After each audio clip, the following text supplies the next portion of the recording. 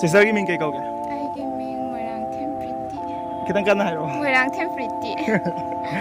Ado Pretty ngasi ki video ji matang dai kitang hairam ge ko. Ngasi ki video je haidi hayeng ko na ibani yumban min na ya ka tra ya. Mo chana ba yumban min na mo chana ga tra chana roi tra ai ba ki sum no ai na sum type oi bro da yeng thok gi video oi de ne ba ko. Ngasi na mu ko. Ado nangona question khara sum ha ke ba ko. Tay question di kem hang roge first question hang age ai na ne you tha ga halak ko I want to pull it baby ayo ko bitina gusto na ko ai na traso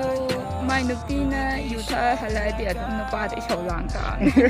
ado ngasi gi video ji oina ai je nang nu pa ni na khal kan ikama genetika cutie ke mami to nei man prashna sunna na diko gana hana bitinan lang ni mo ko pwede pa ipilan se ado question na maga mo hang ai thabak cha thok pani na kano hai tar ai feel ngom ma se mod khot na tawar le ni ko ado ai feel on su ga to su suro masana bago lang nakita nang sige nag masana suro ako ini suro kawai suro yes I did ako ini dress subira di return da mo subi ni da nako ana sha pere halisa cutie halisa nangi dress wai ra bai no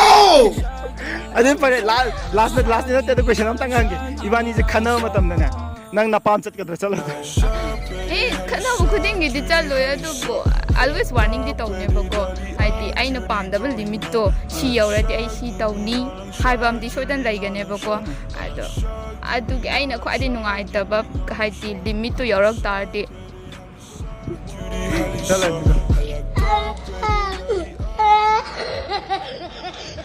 adu haiti every time ipam di tani have the like da na ko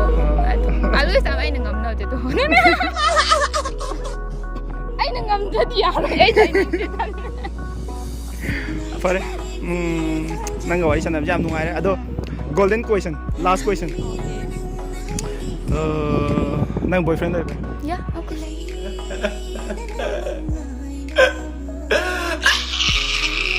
wakal je chana boy taragadi my boyfriend like taragadi we are planning to date in the future ko mai ta okay thank you okay cut sister gi ming kai ko ge karuna kai de no hojik currently wangjing da lay bu ko aseng mode more dagi okay ado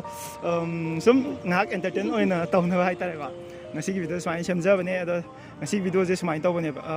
nang gai ga je yumban min ba ya ga dra na sum wakhan mo chana ga dra na yeng tho gi video de ko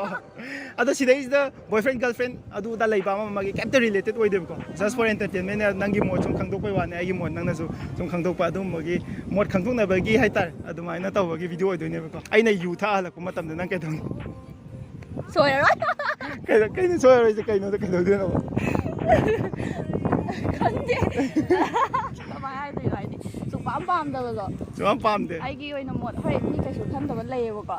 su kai de lu pa re thak pa thak hadi thak ka da ne ha le do ai gi mod di mi de do ya de adu ai je thabak cha thoe ko ai gi dress se thama me su won ang su ga da su ro su ta ba ne adu de thabak cha khil ni na dum kai ni nupi ama gi ma thau ni na dum ko khal le ba na hai na tra pare adu di question next time lak cha ge ko ai na nang na phu ma tam da ne nang na pam da han ga dra am tang ga ai na phu kan nang na pam han ga dra Am lui ꯐꯨꯗꯕ ꯅꯨꯄꯥ ꯈꯜꯍꯧ ꯇꯥꯔꯦ ꯑꯗꯩꯗꯤ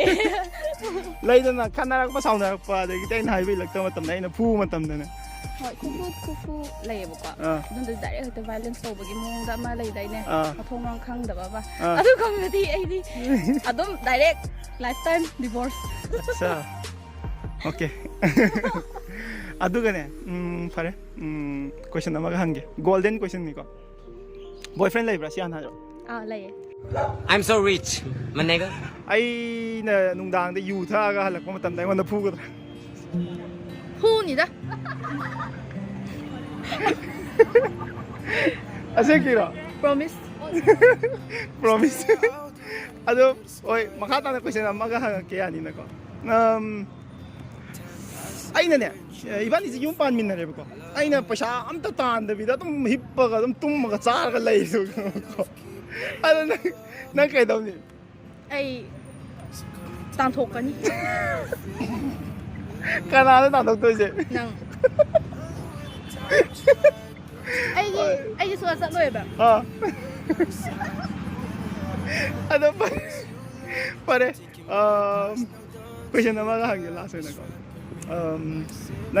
ꯅꯪꯒꯤ ꯋꯥꯈꯜꯗ ꯅꯪꯁꯦ house wife ꯃꯦꯇꯔꯤꯌꯦꯜꯅꯦꯅ ꯈꯟꯖꯕ꯭ꯔꯥ ꯑꯧ ꯑꯁꯦꯡꯀꯤ ꯈꯜꯂꯦ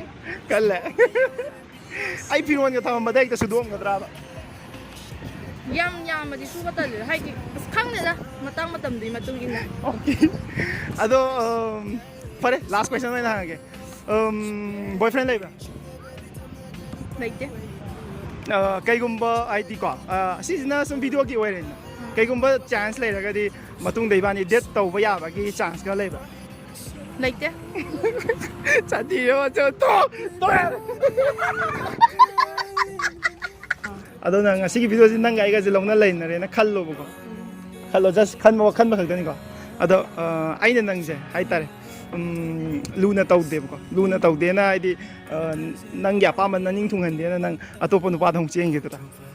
ꯑꯗꯨꯗꯤ ꯆꯦꯜꯂꯣꯏꯗ ꯆꯦꯜꯂꯣꯏꯌꯦ ꯌꯨꯝ ꯄꯥꯟꯕꯁꯦ ꯐꯒꯤ ꯅꯠꯇꯕꯅꯤꯅꯀꯣ ꯑꯗꯨꯝ ꯅꯨꯡꯁꯤ ꯆꯥꯟꯅꯅ ꯑꯗꯨꯝ ꯅꯨꯡꯁꯤꯔꯛꯀꯅꯤ ꯃꯥꯁꯨ ꯀꯩꯗꯧ ꯅꯨꯡꯁꯤꯔꯣꯏꯗꯣꯏꯅꯣ ꯌꯨꯝ ꯄꯥꯟꯃꯤꯟꯅꯔꯤꯕꯅꯤꯅ ꯑꯗꯨꯗꯤ ꯐꯔꯦ ꯅꯨꯡꯗꯥꯡꯗꯅꯦ ꯅꯨꯡꯗꯥꯡꯗ ꯑꯩꯁꯦ ꯌꯨꯆꯤꯡ ꯉꯥꯎꯔꯒ ꯌꯨ ꯇꯞꯇꯥꯏ ꯊꯛꯆꯜ ꯂꯥꯛꯑꯦꯕ ꯅꯪ ꯑꯩꯉꯣꯟꯗ ꯐꯨꯒꯗ꯭ꯔꯥ ꯐꯨꯔꯣꯏꯗ ꯅꯨꯄꯥꯗ ꯈꯨꯠ ꯊꯥꯕ ꯐꯠꯇꯕꯅꯤꯅ ꯀꯃꯥꯏꯅ ꯐꯨꯔꯨꯗꯣꯏꯅꯣ ꯁꯨꯝꯍꯠꯈ꯭ꯔꯦ ꯀꯥꯏ ꯑꯩꯅ ꯅꯨꯄꯤ ꯑꯇꯣꯞꯄ ꯀꯣꯏꯗꯅ ꯈꯣꯠꯇꯅ ꯇꯧꯔꯦꯕꯀꯣ ꯅꯪ ꯂꯩꯅ ꯍꯥꯏꯇꯥꯔꯦꯀꯣ ꯑꯗꯨ ꯅꯪ ꯀꯩꯗꯧꯅꯤ ꯑꯗꯨꯕꯨꯗꯤ ꯁꯥꯎꯅꯤ ꯅꯨꯡꯁꯤꯅꯕꯁꯨ ꯑꯗꯨꯝ ꯈꯃꯟ ꯆꯥꯎꯅꯕ ꯉꯥꯛꯇꯅꯤꯅ ꯍꯥꯏꯗꯤ ꯅꯠꯇꯦ ꯅꯨꯡꯁꯤꯅꯕ ꯅꯠꯇꯦꯕꯀꯣ ꯑꯩ ꯅꯨꯡꯁꯤꯅꯕꯩ ꯅꯠꯇꯕ ꯂꯧꯅꯔ ꯂꯩꯅꯔꯒ ꯂꯩꯃꯤꯟꯅꯔꯕꯅꯤ 이반이죠 ꯑꯗꯨꯗ ꯑꯩꯅ ꯑꯇꯣꯞꯄ ꯅꯨꯄꯤ ꯑꯃꯨꯛ ꯀꯣꯏꯕ ꯍꯥꯏꯇꯥꯔꯦ ꯑꯗꯨ ꯅꯪ ꯀꯩꯗꯧꯅꯤ ꯑꯗꯨꯗꯤ ꯀꯞꯁꯨ ꯀꯞꯄꯅꯤ ꯑꯗꯩꯗꯤ ꯉꯥꯡꯁꯨ ꯉꯥꯡꯒꯅꯤ ꯇꯧꯒꯅꯨ ꯈꯣꯠꯀꯅꯣꯅ ꯍꯥꯏꯗꯤ ꯅꯪ ꯑꯩ ꯅꯨꯡꯁꯤꯅꯔꯒ ꯂꯨꯍꯣꯡꯉꯒ ꯂꯩꯕꯅꯤꯅ ꯅꯪ ꯅꯨꯄꯤ ꯀꯣꯏꯕꯗꯤ ꯃꯇꯝ ꯅꯠꯇꯦ ꯑꯗꯨꯅ ꯑꯩꯉꯣꯟꯗ ꯑꯗꯨꯝ ꯂꯦꯞꯄꯤꯌꯣ ꯑꯗꯨꯝ ꯈꯃꯟ ꯆꯥꯎꯅ ꯄꯣꯛꯀꯅꯤ 오케이 ꯅꯨꯄꯤ ꯑꯃꯅꯅꯦ ꯅꯨꯄꯥ ꯑꯃ ꯁꯨꯝꯕꯁꯦ ꯌꯥꯝ ꯊꯤ ꯂꯥꯏꯅ ꯁꯨꯝꯃꯦꯕ ꯅꯪ ꯅꯨꯄꯥ ꯁꯨꯝꯕ ꯌꯥꯝ ꯊꯤꯅ ꯍꯩꯒꯗꯕ ꯅꯨꯄꯤꯅꯦꯕꯀꯣ ꯑꯁꯦꯡꯕꯩ ꯍꯥꯏꯁꯦ ꯀꯃꯥꯏꯅ ꯈꯪꯉꯤ ꯏꯁꯥꯅ ꯌꯥꯝ ꯊꯤ ꯍꯩꯒꯗꯕ ꯅꯨꯄꯤꯅꯦ ꯅꯪ ꯋꯥꯉꯥꯡ ꯑꯃꯗꯅꯦ ꯍꯥꯏꯗꯤ ꯃꯤꯑꯣꯏꯕ ꯍꯥꯏꯁꯦ ꯂꯩꯗꯅ ꯃꯤ ꯑꯃ ꯍꯥꯏꯗꯤ ꯅꯨꯄꯤ ꯑꯃꯅ ꯅꯨꯄꯥ ꯑꯃ ꯅꯨꯡꯁꯤꯍꯟꯕ ꯍꯥꯏꯁꯦ ꯋꯥꯉꯥꯡ ꯁꯉꯥꯡꯗꯁꯨ ꯌꯥꯝ ꯂꯩꯌꯦꯕꯀꯣ ꯉꯥꯡꯊꯣꯔꯛꯏꯕ ꯋꯥꯉꯥꯡ ꯁꯉꯥꯡꯗꯨꯗ ꯌꯥꯝꯅ ꯅꯨꯡꯁꯤꯍꯟꯕ ꯄꯣꯛꯄ ꯑꯗꯨꯒꯨꯝꯕ ꯋꯥꯉꯥꯡ ꯁꯉꯥꯡ ꯌꯥꯝ ꯉꯥꯡꯉꯦ ꯅꯪ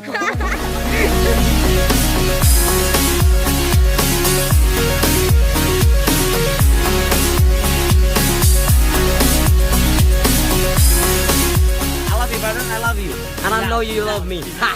Peace out, man.